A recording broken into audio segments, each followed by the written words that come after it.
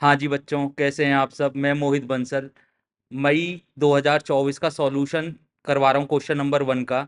देखें जरा किस हिसाब से क्वेश्चन होना है ये। वो कह रहा है on 1 April 2023 Green Limited started the construction of an office building. और क्वेश्चन अपने आप कह रहा है वो क्या है, क्वालिफाइड एसेट्स है।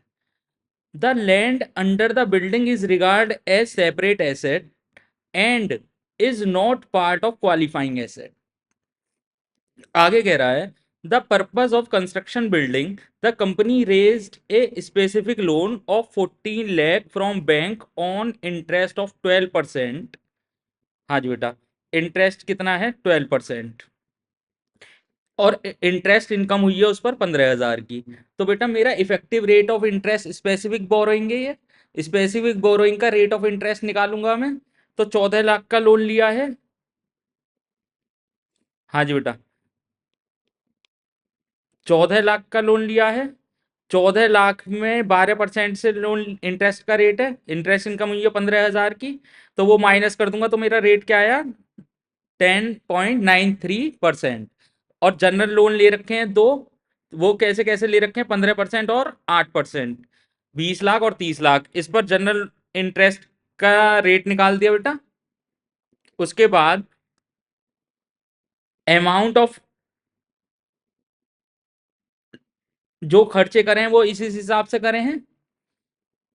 तो 4 लाख पर पहले क्या करूंगा, स्पेसिफिक बोरोइंग के पैसे लगाऊंगा। उसका रेट क्या है, 10.93%। तो उसका रेट लगाया। फिर 14 लाख का लोन लिया था बेटा। तो 14 लाख में 4 लाख तो ऐसे प्रयोग में आ गए, फिर ऐसे प्रयोग में आ गए, 14 कंप्लीट हो गए। फिर क्या लगाऊंगा, जनरल बोरोइंग का रेट।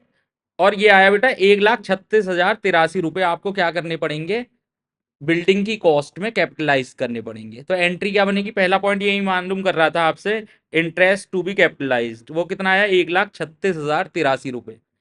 हाँ जी बेटा, देखें वो कह रहा है amount of cost to be capitalised, ये निकाल लिया। उसके बाद कह रहा है pass initial journal entry to recognise the cost of building. हाँ जी बेटा, तो कॉस्ट ऑफ बिल्डिंग कैसे निकालूंगा, बिल्डिंग डेबिट, कितने की बिल्डिंग पे खर्चा करा वो इन सबका टोटल कर दूंगा बेटा। 4 लाख, 10 लाख और 25 लाख। हाँ जी बेटा, ये आया 45 लाख, सॉरी 44 लाख। 44 लाख में 1,36,083 रुपए जोड़ दूंगा। तो ये आया बेटा 45,36,083 रुपए। आगे देखें। उसके बाद कह रहा है थर्ड पॉइंट में कि डेप्रिसिएशन अमाउंट बताएं, अमाउंट ऑफ डेप्रिसिएशन। तो डेप्रिसिएशन कैसे निकलेगा बेटा, 4,45,36,083 की टोटल बिल्डिंग पड़ी, 20 साल के लिए वो यूज में आनी है। और 2 महीने का ही निकालूंगा बेटा इंटरेस्ट, सॉरी इंटरेस्ट कह रहा हूं, डेप्रिसिएशन। हाँ जी, तो वो आया 37,800 रुपए। उसके बाद कह रहा है कैरिंग अमाउंट क्या होगी। तो 45,36,083 में 37,800 किस चीज के चले गए, डेप्रिसिएशन के। तो 44,98,283 रुपए किस चीज में आ गए, मेरी कैरिंग कॉस्ट आ गई, किसकी, बिल्डिंग की। हाँ जी बेटा, आगे देखें। वो कह रहा है 1B, देखें बेटा 1B। वो कह रहा है well wear limited is a textile manufacturing company and engage in the production of polyester, P, N। और बाई प्रोडक्ट भी निकल के आ रहा है इसमें F, बाई प्रोडक्ट भी निकल के आ रहा है बेटा F। आगे कह रहा है details of the cost of production are as under. ये खर्चे हुए बेटा मेरे। तो ये खर्चे हुए 6,90,000 के, टोटल जो खर्चे हुए वो कितने के हुए, 6,90,000। आगे कह रहा है आउटपुट हुई है पी एन और एफ की 12,500, 10,000 और 3,200। ध्यान रखना बेटा ये जो फाइबर है ये मेरा कैसा है, बाई प्रोडक्ट है। फिर उसके बाद क्लोजिंग इन्वेंट्री दे रखी है 1,600 यूनिट, 400 यूनिट एन की। आगे कह रहा है एवरेज मार्केट प्राइस 100 रुपए है, 60 रुपए है रेस्पेक्टिवली। बाई प्रोडक्ट 40 रुपए में हमने बेच दिया। देखना बेटा कितने फाइबर एफ निकले थे मेरे, कितने एफ निकले थे, 3,200। तो 3,200 और कितने के भाव पे बेच दिया, 40, यानी 1,28,000 रुपए। 1,28,000 रुपए की मेरे बाई प्रोडक्ट बिके, लेकिन मैंने खर्चा कितना कर दिया सेपरेट करने के लिए उसे, 10,000 और 9,000, -10,000 और 9,000। हाँ जी बेटा, तो 1,09,000 रुपये मैं यहां से कम कर दूंगा, इतने की 1,09,000 रुपये मैंने यहां से कम कर दिए बेटा, कॉस्ट से मैंने कम कर दिए। जो कॉस्ट आ रही थी 6,90,000 की, उसमें से 1,09,000 रुपये कम कर दूंगा। और आगे कह रहा है बेटा 5,000 रुपये realise from sale of scrap, उससे भी कुछ रियलाइज हो गई स्क्रैप वगैरह से 5,000, तो उससे भी कॉस्ट नीचे आ जाएगी। एक तो बाई प्रोडक्ट से कुछ कॉस्ट नीचे आएगी, और दूसरा जो सेल्स करी है स्क्रैप की, उससे कुछ कॉस्ट नीचे आ जाएगी। तो कॉस्ट कितनी आई, 5,76,000 रुपये।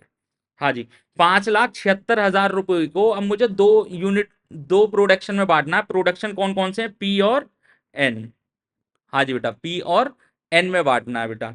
यहां पर जो है पी और एन, वो कह रहा है आउटपुट निकली है 12,500 यूनिट। आउटपुट कितनी निकली है बेटा, 12,500 यूनिट और 10,000 यूनिट। आगे कह रहा है क्लोजिंग स्टॉक 1,600 यूनिट और 400 यूनिट गिवन है। एमपी दे रखा है 100 और 60। हाँ जी बेटा, तो sales price, total sales price निकाल लूंगा। टोटल सेल प्राइस कितनी आई, 12,50,000। हाँ जी बेटा, 12,50,000 और 6 लाख रुपए। कैसे निकाला सर, आउटपुट है बेटा 12,50,000, और ये जो मार्केट में बिकता है वो कितने में बिकता है बेटा, वो बिकता है 100 रुपए का। तो 12,50,000 मेरी आउट सेलिंग प्राइस आ गई। और एन की कैसे निकालूंगा, 10,000 यूनिट है, 10,000 गुणा 60 में मार्केट प्राइस पे बिकता है, तो 6 लाख रुपए। कॉस्ट कैसे निकालूंगा बेटा, ये वर्किंग नोट में आएगी। कॉस्ट कैसे निकालूंगा बेटा, टोटल खर्चा है मेरा 5,76,000, ठीक है बेटा, मल्टीप्लाइड बाय 12,50,000 की सेल्स प्राइस एक है, और टोटल सेल कितनी है बेटा, 18,50,000। तो इससे ये आया बेटा 31 रुपये 14 पैसे, ठीक है बेटा, 31 रुपये 14 पैसे आया। और दूसरे का कितना आया, 18 रुपये 68 पैसे। अब मेरे पास इन्वेंट्री कितनी बची हुई है, 1,600 और 400। इसकी मल्टीप्लाई इसमें कर दूंगा और इसकी मल्टीप्लाई इसमें कर दूंगा, तो वैल्यू ऑफ क्लोजिंग स्टॉक की मेरी अमाउंट आ जाएगी। तो आज के लिए इतना ही, धन्यवाद।